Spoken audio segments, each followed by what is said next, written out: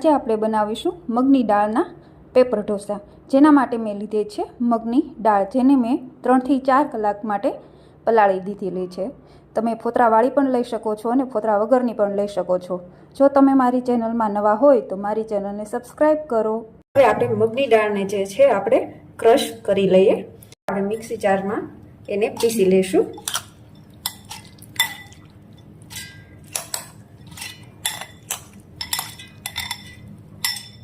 પીસતી વખતે આપણે એમાં જ્યારે જરૂર પડે તો એમ થોડુંક પાણી નાખીશું।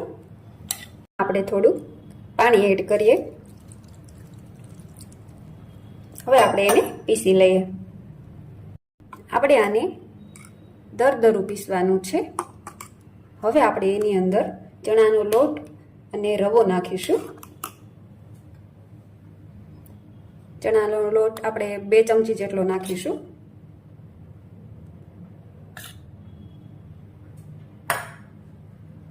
ત્યારબાદ રવો છે એ પણ નાખીશું।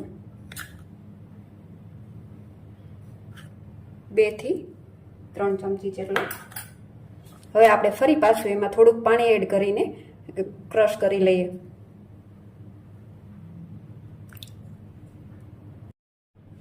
હવે આપણું આ જે બેટર છે એ તૈયાર થઈ ગયું છે, તમે જોઈ શકો છો। હવે એક આપણે એને બાઉલમાં કાઢી લઈએ।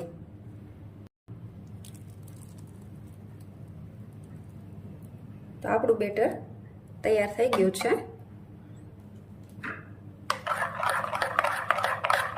તમે જોઈ શકો છો। હવે આપણે એમાં જરૂર મુજબ નિમક નાખીને 15 મિનિટ માટે રેસ્ટ આપવાનો છે। હવે આપણે એમાં સ્વાદ મુજબ નિમક નાખીશું।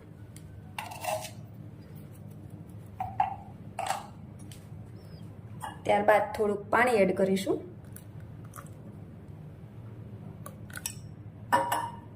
હવે એને મિક્સ કરી લઈશું।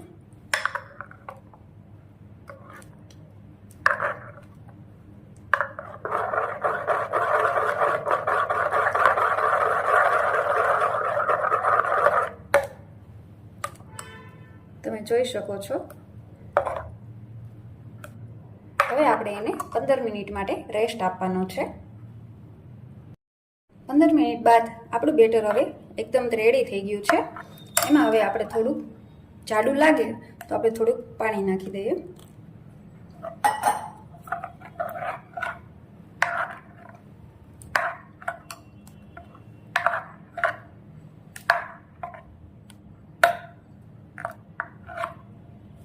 હવે આપણે એને થોડુંક અલગ વાસણમાં કાઢી લેવાનું છે। આમાંથી આપણે બેટર અડધું કાઢી લીધું છે। હવે આમાં આપણે સોડા લીધેલા છે એ નાખવાના છે।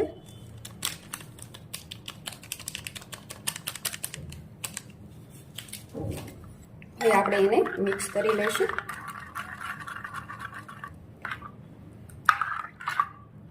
એક સાથે બધા બેટરમાં આપણે જો સોડા મિક્સ કરીએ તો પછી પાછળના જે પેપર ઉતરે છે એ બહુ સરસ નથી ઉતરતા, માટે આપણે થોડું થોડું લઈને આપણે એમાં સોડા નાખીશું। હવે આપણે એનું પેપર બનાવીએ। હવે આપણે નોનસ્ટિક લોઢી લઈ લીધી છે। એ ગરમ થાય એટલે આપણે પાણીનો છંટકાવ નાખવાનો છે। સાદા કોટનના કપડાથી આપણે સાફ કરી લઈશું।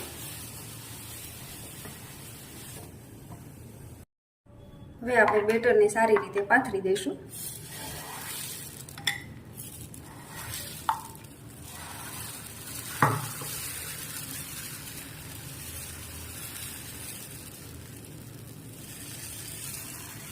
તમારે જેટલો મોટો કરવો હોય એટલો તમે કરી શકો છો। સરસ બેક થઈ જાય એટલે આપણે એમાં ઉપર બટર લગાવીશું।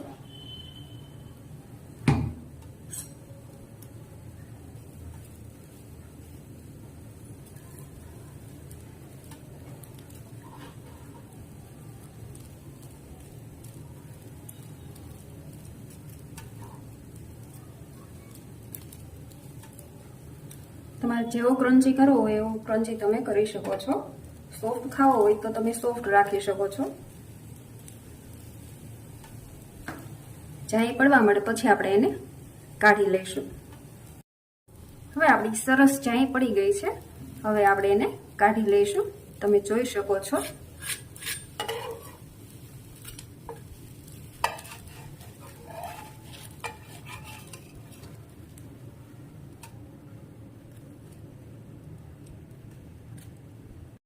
હવે આપણે બીજો પેપર ઉતારી લઈએ.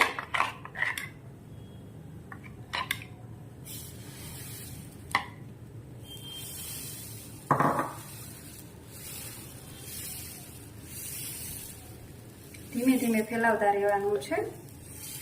તમારે જેવડો મોટો કરવો હોય એવો તમે કરી શકો છો.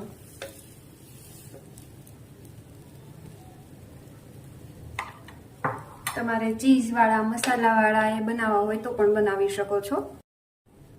હવે ઉપર બટર લગાવી દઈએ.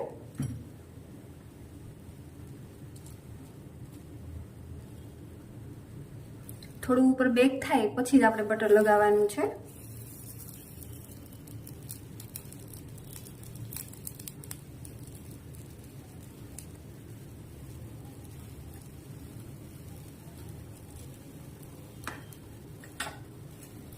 આપણે ઉપર થોડી ચટણી નાખી દઈએ.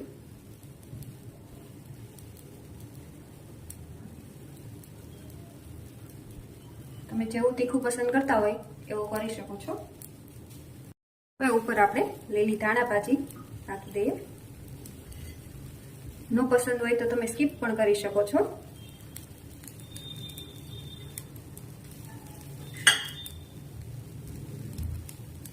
ચાય પડે એટલે આપણે એને પલટાવી લઈશું.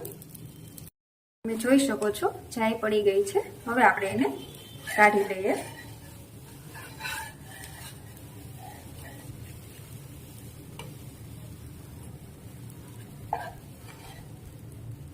તો તૈયાર છે આપણા મગની દાળના પેપર ઢોસા. જો તમને મારી આ રેસીપી સારી લાગી હોય તો મારી ચેનલને સબસ્ક્રાઇબ કરો, લાઈક કરો ને શેર કરો.